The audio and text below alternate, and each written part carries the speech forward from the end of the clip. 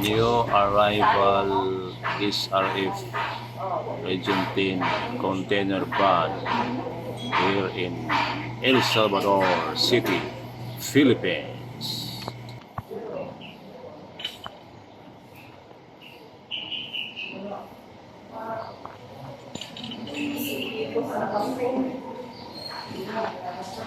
Ang ibig mo sabihin daw, itong mga nasa labas, kasama siya sa loob. Ito.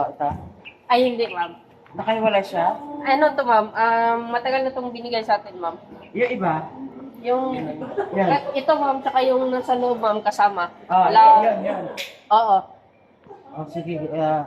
Ito kasi hindi siya nadadamage sa exposure lang dito, rain and shine. Hindi naman, ma'am. Ngayon lang to nilagay dito, ma'am.